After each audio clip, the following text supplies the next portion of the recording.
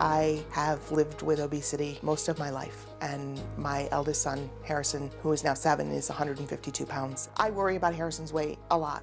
I don't lose sleep over Harrison's size. I don't believe that we need to make an issue out of it.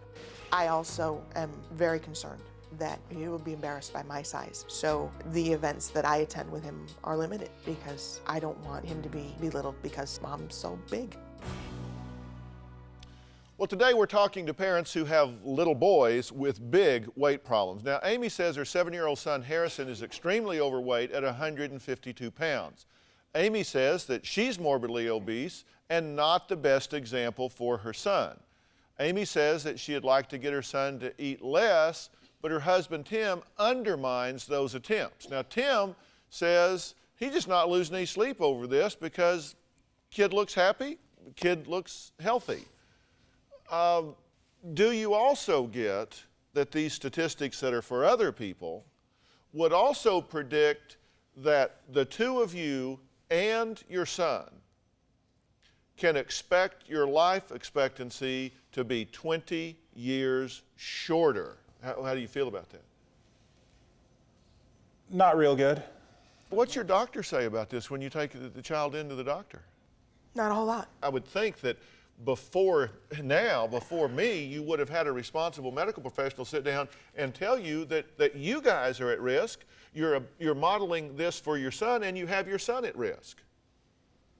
We're not hearing it when we go into the office. Well, somebody that everybody knows is the Sears Group, Dr. Sears. And Dr. Jim Sears is here with us today. These are probably the most well-known and world-renowned pediatricians on the entire globe.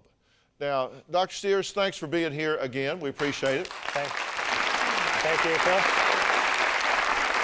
If they came to you as their pediatrician, what would be your #1 priority?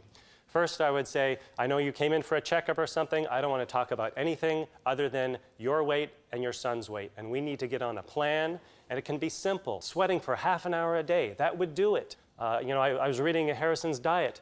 Just those cookies that he eats throughout the day, that adds up to about 24, 25 pounds extra every year. And that's, if we can just cut that out, that would make all the difference. Now, what do you think about what Dr. Sears is saying? I have mental anxiety, I guess, about the concept of dieting, cutting things completely out being the strict dietary kind of life. But you're not your son's friend. Your responsibility as his parent is to make decisions that he can't make for himself right now. Who buys the food? Timothy does. Who prepares the food? Timothy does. Who presents the food? Timothy does.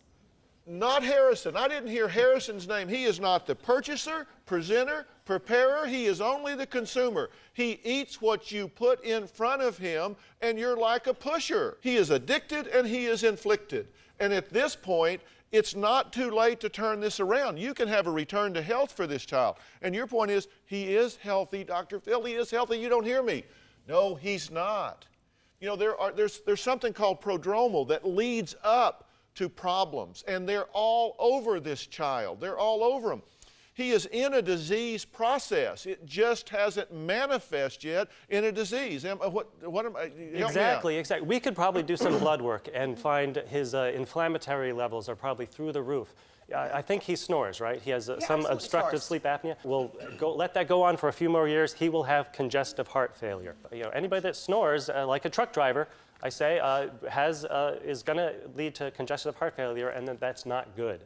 That's accurate. Am I getting your attention? Yes. Because I said before, you're going under the bus here, and I was really just kidding about that, because here's what I know.